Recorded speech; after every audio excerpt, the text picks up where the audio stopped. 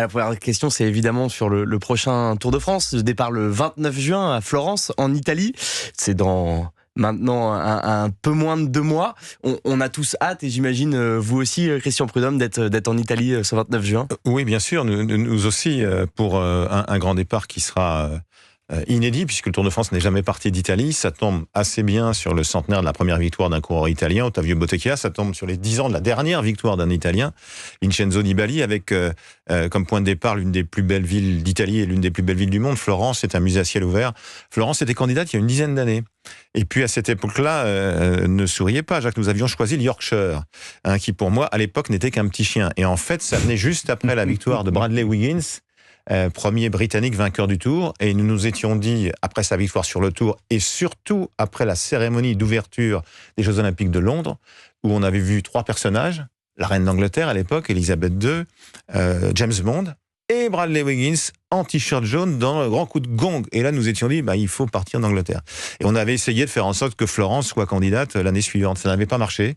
Et puis pendant la pandémie, alors que nous étions confinés depuis quelques jours, dans une incompréhension totale, chacun individuellement et collectivement, et j'ai reçu un message formidable de celui qui était à l'époque, lors de la première candidature, le premier adjoint de Florence, devenu maire, qui m'a envoyé une petite vidéo, Florence si belle et déserte, je n'ai pas oublié mon rêve du Tour de France.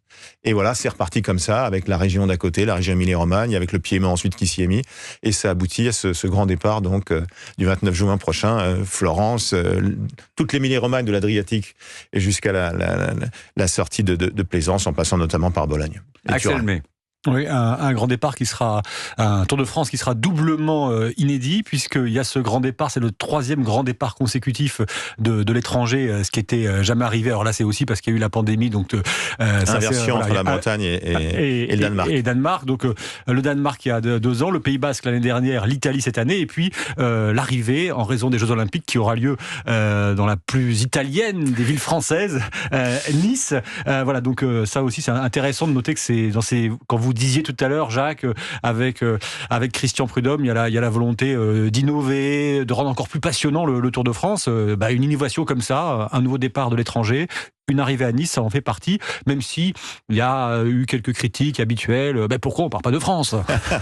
Bien évidemment. Mais c'est une bonne idée de partir d'Italie, c'est une bonne idée de partir de l'étranger. Il y a 2 choses. D'abord, partir de l'étranger, non seulement je l'assume, mais je revendique, parce que ça fait davantage rayonner le Tour et davantage Bien rayonner sûr. à la condition expresse que nous allions dans des petits villages. C'est-à-dire qu'on peut partir de Florence parce qu'on va à Évaux-les-Bains, dans la Creuse. C'est cet ensemble-là qui fait le Tour de France. C'est-à-dire à partir de l'étranger pour faire en sorte que les gens s'intéressent davantage à nous. Qu'est-ce qu'on peut faire pour que les gens s'intéressent à nous ? Il y a les champions, mais on ne les maîtrise pas. Évidemment que d'un seul coup, en Slovénie, les taux d'audience augmentent. Ou au Danemark, Jacques, le grand départ du Danemark, des taux d'audience dignes de la France en finale de la Coupe du Monde de foot, 87% de part de marché sur 3 jours et 15 heures. Bien sûr. 15 heures d'antenne.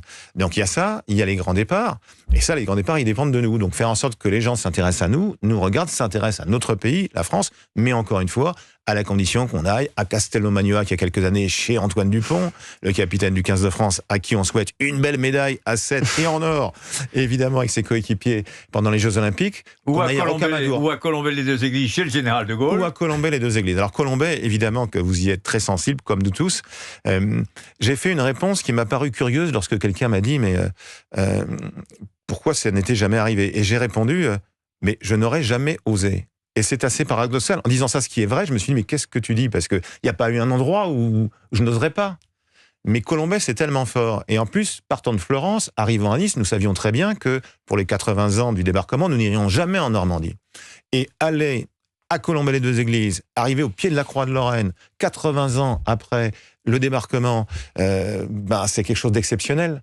Donc je remercie Nicolas Lacroix, le président du conseil départemental de la Haute-Marne, qui m'a fait cette proposition. J'étais bouche bée quand il m'a dit ça. Je me suis dit, pourvu qu'on puisse, parce qu'on est gros, pourvu qu'on puisse logistiquement et techniquement, on peut, et c'est formidable. Et également, grâce à lui, depuis 2 ans, il y a un stade à Colombey-les-Deux-Églises, le stade Charles de Gaulle, car il est nommé partout. Jamais il y a eu un stade portant son nom. Et puis il y aura un lien d'évidence en 2025, puisqu'on partira de Lille.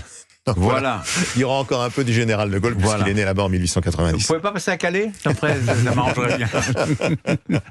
Christian Prudhomme, question un peu indiscrète. Est-ce que vous connaissez déjà des villes-étapes, et je vous demande pas de nous les donner, parce que à la limite, je pense que vous n'allez pas nous les donner, sur 25, 26, 27.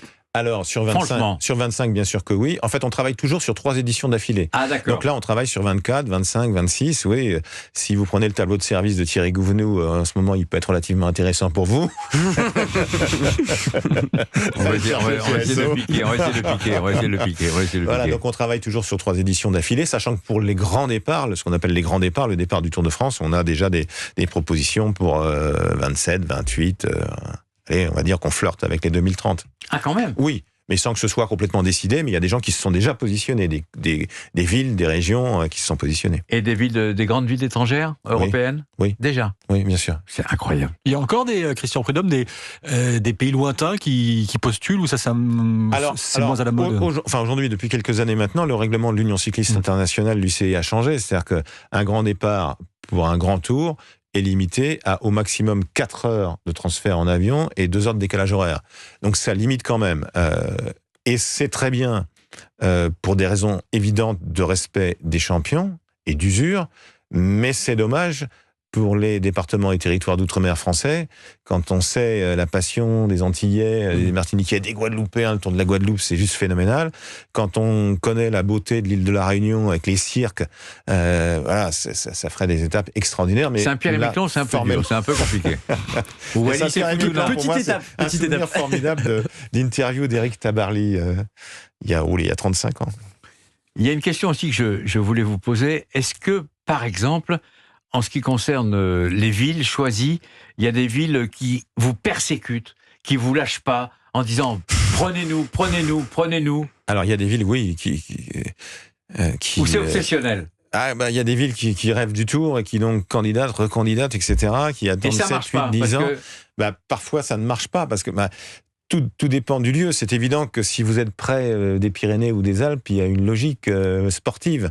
Il y a aussi, derrière, je ne l'ai pas encore évoqué, une logique d'hébergement. C'est-à-dire que les gens parfois nous disent « Ah bah oui, ils font des départs différés parce qu'ils prennent plus d'argent ». Non, c'est exactement pareil. Simplement, on n'est pas capable souvent de loger tout le monde au même endroit. Donc la logique, c'est de loger un tiers dans la ville arrivée, un tiers dans la ville départ du lendemain et le reste sur le parcours entre les deux. Vous me parlez de 4 heures, d'accord ? On parle de 4 heures. Oui. Est-ce que vous avez imaginé un jour, 4 heures c'est jouable, un départ du Tour de France de la Tunisie, du Maroc ou de l'Algérie? Alors, est-ce que vous l'avez imaginé? Oui, bien sûr. Mais il y a, voilà l'information. Oui, bien sûr, voilà. mais il y a une dizaine d'années, Jacques. C'est-à-dire qu'en fait, dans